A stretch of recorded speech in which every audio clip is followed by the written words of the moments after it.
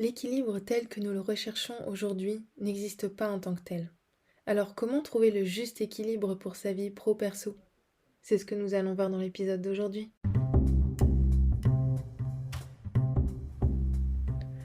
Comment mêler efficacement performance et bien-être quand on est entrepreneur ou manager? Allons à l'essentiel. Je sais que tu te donnes à 200%, mais tu kiffes pas à 100%. Et tu aimerais être à 80% pour obtenir 120%. Ensemble, apprenons à ralentir. Et si la performance se trouvait aussi dans le ralentissement? Slower is faster. Bonjour et bienvenue dans ce premier épisode de Slower is faster. Pour ce premier épisode, je trouvais ça important qu'on parte sur une notion que les entrepreneurs, les managers, on rencontre beaucoup dans nos vies. C'est la notion d'équilibre et la notion de recherche d'équilibre plus particulièrement. Justement dans une société où on nous demande de beaucoup faire, en fait on est beaucoup dans le faire, et notamment quand on est sur les réseaux sociaux, la comparaison d'ailleurs qu'on peut avoir avec d'autres entrepreneurs, d'autres managers, on voit que les personnes elles font, du coup on veut faire, et au fond, est-ce que est-ce que c'est vraiment ce qu'on veut? Est-ce qu'on est vraiment productif quand on fait ça? Est-ce que on court après notre propre équilibre finalement quand on est dans cette course au faire comme ça? En fait, on pense qu'on sera heureux dès qu'on aura atteint un équilibre qu'on imagine. En fait, on fantasme un équilibre en se disant ouais, je serai vraiment heureux ou heureuse quand j'atteindrai cet équilibre ou voilà, je travaille 2 heures par jour, 4 jours par semaine, je prends une semaine toutes les 6 semaines de vacances, etc. Puis on se dit je serai heureux à ce moment-là. Donc ça veut dire que on sous-entend qu'on ne le sera pas tant qu'on n'a pas atteint ça. Comme si en plus c'était un état fini, c'est-à-dire que dès qu'on a atteint ça, c'est fini, on a atteint un équilibre et voilà, ok. Est-ce que c'est vraiment ça finalement, atteindre l'équilibre? En fait, un équilibre, un peu comme tout dans la vie, c'est en constant mouvement. Donc c'est vraiment un fantasme de se dire on va atteindre un équilibre, comme si c'était vraiment un état fini, un état qu'on pouvait atteindre et voilà, c'est atteint, c'est fini. En fait, on est toujours en recherche d'équilibre. Et c'est vraiment ça qu'il faut avoir en tête. Et je pense que ça enlève, en tout cas moi, ça m'a enlevé beaucoup de pression. Et c'est vrai que ça parle énormément aux entrepreneurs que j'accompagne. En fait, ça enlève la pression de se dire, on est en constante recherche d'équilibre. Alors, on a un objectif en tête, évidemment. On peut s'imaginer l'objectif qui est le plus juste pour nous, qui nous ressemble. Et il faut faire ça dans le sens où c'est un indicateur, ça nous indique là où on va. C'est comme un objectif, c'est hyper important. Maintenant, c'est important de ne pas s'arrêter à cet état-là en se disant je vais être heureux ou heureuse quand j'aurai atteint cet état-là. Ce qui est important pour cette recherche d'équilibre, déjà, bien sûr, c'est de se connaître pour savoir en fait déjà ce qui nous correspond. Qu'est-ce qui fonctionne pour nous, qu'est-ce qui ne fonctionne pas dans cette recherche d'équilibre. Donc l'objectif finalement, c'est pas d'atteindre un équilibre, en fait c'est d'apprendre à jouer avec les oscillations, avec les variations que procure la vie, avec les hauts et les bas, et le juste équilibre entre les deux. D'ailleurs, pour avoir une image, et pour que ce soit peut-être plus clair, euh, d'imaginer, on peut imaginer justement des oscillations avec un peu comme des battements de cœur, ou comme en cohérence cardiaque par exemple, on peut avoir des oscillations avec des hauts, des bas, avec une sorte de trait au milieu où c'est là où est l'équilibre. Bien sûr, on ne pourra jamais avoir un trait et que ce soit plat comme ça. De toute façon, on ne voudrait pas ça parce que si c'est plat, ben, c'est qu'il n'y a aucune variation. Et dans la vie, quand c'est plat et qu'il n'y a pas de variation, ben, c'est que il n'y a rien en fait. Et que c'est comme si c'était toujours l'été, par exemple. Ça, c'est une discussion que j'ai déjà eue avec un entrepreneur, ça lui avait beaucoup parlé. C'est comme si c'était toujours, toujours, toujours l'été. Donc, c'est toujours plat. C'est toujours une ligne droite, il n'y a pas d'oscillation. Il n'y a pas d'automne, d'hiver, de printemps, etc. C'est toujours l'été.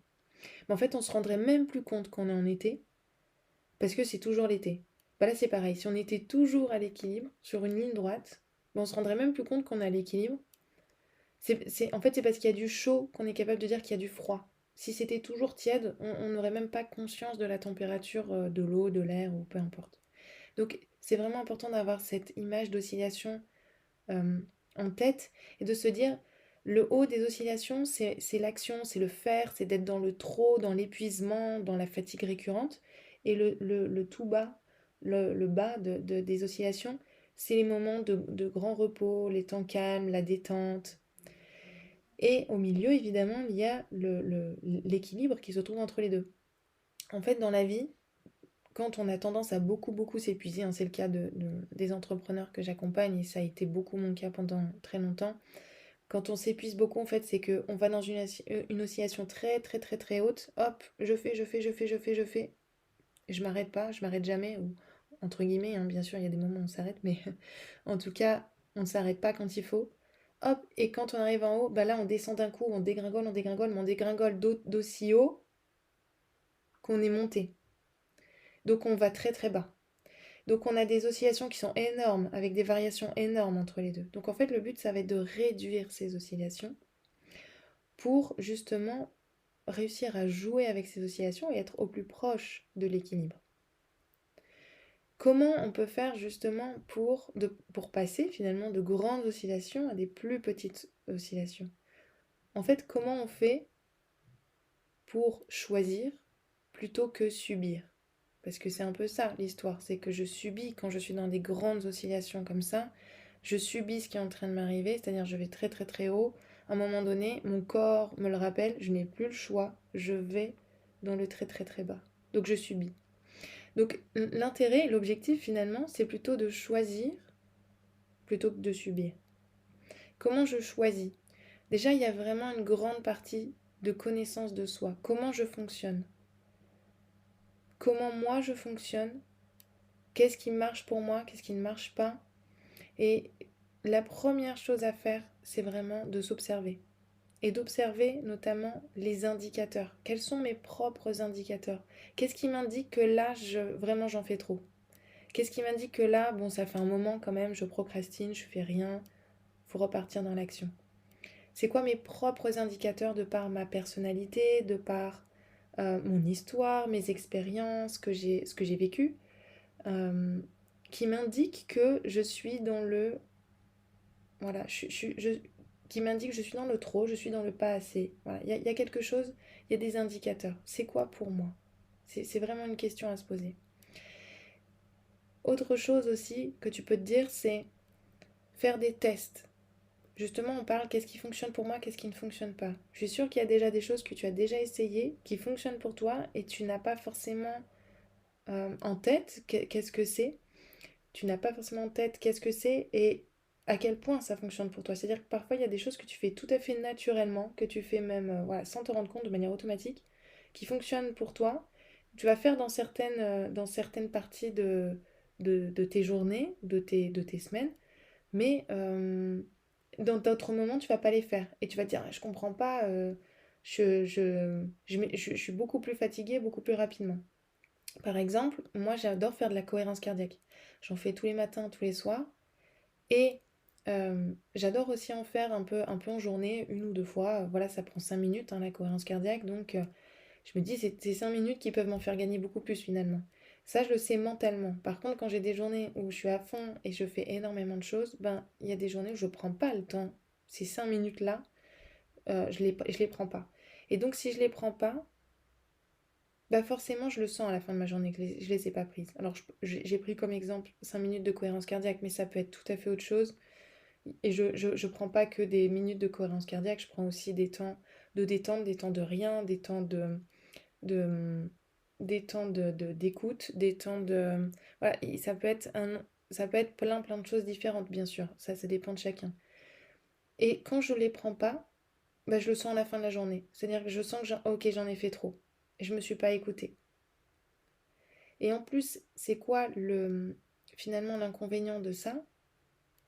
C'est quoi l'inconvénient d'en avoir fait trop comme ça dans ma journée? C'est qu'en plus, non seulement je vais être plus épuisée, plus fatiguée que si j'avais pris un peu plus de temps dans ma journée, mais en plus de ça, ben, le lendemain, ça va être plus difficile aussi parce que ben, va falloir que je prenne plus de temps pour me reposer, du coup, je vais me lever plus tard, du coup, je vais m'en vouloir, du coup, etc., etc., etc. Donc, il faut aussi avoir conscience que la notion d'équilibre, elle a différentes temporalités. Elle peut se faire à la journée, elle peut se faire à la semaine, elle peut se faire au mois, à l'année, etc., etc. C'est-à-dire que dans une journée, en fait, souvent on se fixe des objectifs. Par exemple, on se fixe un objectif au mois. Admettons, je me fixe un objectif à 30 jours. Ok. Bah en fait, dans ce mois, dans ces 30 jours, il va y avoir plein de variations. Il y a des jours où je vais être au taquet, je vais avancer à fond vers cet objectif. Il y a des jours où je vais en avoir marre, je vais faire autre chose, ou bien tout simplement je profite, c'est le week-end, ou j'ai un long week-end, ou j'ai une semaine, etc., etc. Donc il y a toujours des moments où je fais énormément, il y a des moments où je fais pas du tout. Et donc c'est vraiment ça, le but, c'est de chercher à se connaître en fonction de la temporalité, dans chaque journée.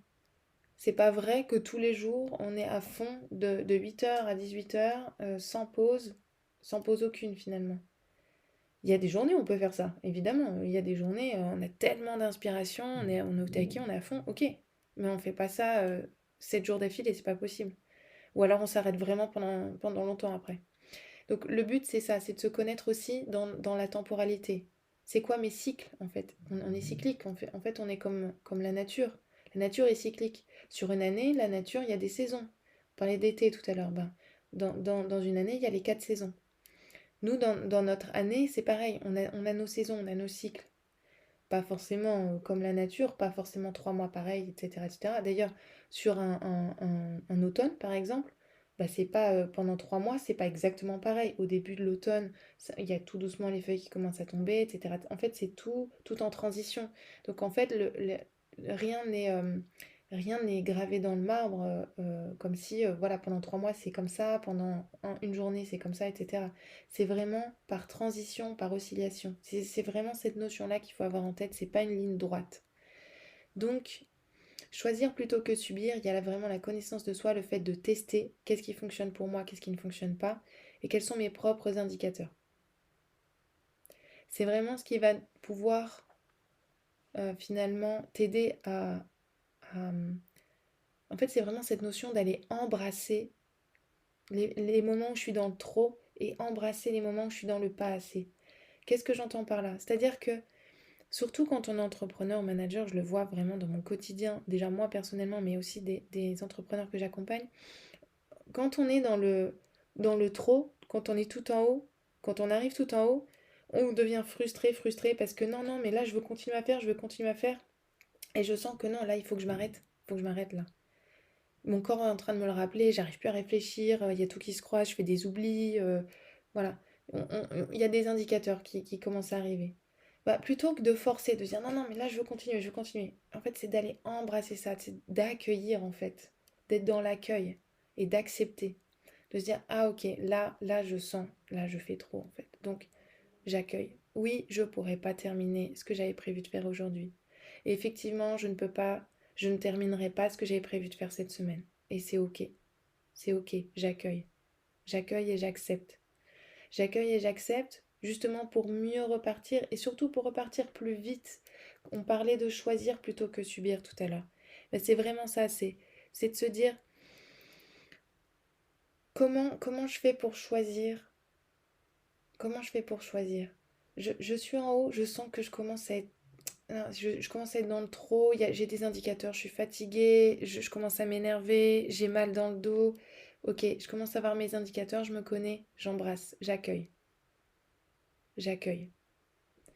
J'accueille et plus j'accueille, donc j'accueille, ok, je sens que là il faut que je stoppe, donc je stoppe, voilà, je fais quelque chose pour, ben, tout simplement pour être plus dans la détente, le calme, le repos, une respiration, un audio qui permet de me détendre. Je vais faire autre chose, je vais prendre ma douche, je vais courir. Je vais faire une course, tiens, je devais faire des courses, allez hop, je vais faire des courses. Voilà, peu importe. Mais j'accueille, j'accepte, plutôt que d'aller contre, justement. Plutôt que d'aller contre et de continuer. Parce que plus je vais contre, plus je continue, plus je vais retomber bas après. Pareil quand je suis dans le bas, c'est-à-dire quand là je suis fatiguée, on est dans les moments bas, c'est-à-dire oh, j'ai passé 2 jours à rien faire et là je me dis non non mais il faut que je retourne, je culpabilise, il faut que je retourne, il faut que je retourne, il faut que je retravaille, il faut que j'avance, etc. Plus je me dis ça, donc ça veut dire moins j'accueille le fait que là je suis dans le j'ai besoin de temps, j'ai besoin de calme, j'ai besoin de repos, moins j'accueille, plus je subis.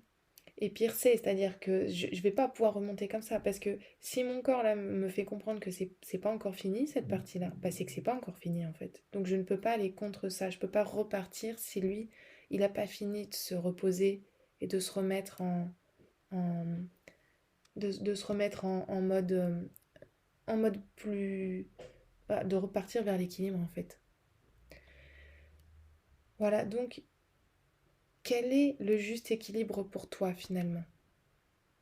C'est vraiment la question à te poser. Quel est le juste équilibre pour toi dans chaque temporalité? Pour te donner un exemple, et tu peux te poser la question, comment je m'organise? Comment je dois m'organiser pour que dans mes journées, pour que dans mes semaines, dans mes mois, dans mes années, selon les objectifs que je me fixe, comment je peux m'organiser pour avoir l'équilibre le plus juste pour moi? Encore une fois, c'est comment je m'organise dans la journée, dans chaque journée, comment je m'organise dans chaque semaine, dans chaque mois, dans chaque année. Parce que, voilà, il y a des journées où on va faire énormément, il y a des journées où on va pas faire du tout, ou pratiquement pas, et on va accueillir. Qu'est-ce que je fais? Comment je m'organise? Et justement, pour réduire ces oscillations, comment, comment j'accueille une journée où, non, là, je suis pas dedans, je suis pas en forme du tout, je suis de mauvaise humeur, etc. Comment j'accueille cette journée-là? Qu'est-ce que j'ai dans ma caisse à outils, en fait? Qu'est-ce que j'ai dans, ouais, qu'est-ce que j'ai dans ma caisse à outils que je peux sortir aujourd'hui parce que je sais que je suis dans une journée beaucoup moins productive, là. Qu'est-ce que je peux sortir pour justement de cette caisse à outils, qu'est-ce que je peux sortir pour justement embrasser cette journée où je suis dans un moins bien. Et au contraire, dans les journées où ouah, j'ai de l'énergie, je suis en forme, j'ai de l'inspiration, qu'est-ce que je peux sortir de ma caisse à outils pour justement nourrir ça et y aller, et y aller. Et comment j'écoute mes indicateurs. C'est vraiment les questions à te poser. Donc je vais te laisser avec cette dernière question. Alors, quel est le plus juste équilibre pour toi finalement?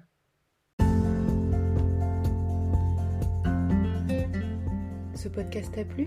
N'hésite pas à le partager à une personne qui en aurait besoin, à prendre 30 secondes pour ajouter une note au podcast, à rejoindre le canal Telegram pour des conseils actionnables au quotidien et à te demander quelle est la pépite que tu retiens de ce podcast. Comment peux-tu l'implémenter concrètement dans ton quotidien? L'une des meilleures façons de retenir ce qu'on apprend, c'est de l'expliquer à quelqu'un. Alors choisis une personne à qui ça pourrait être utile et explique-lui ta pépite et son contexte dans ton quotidien.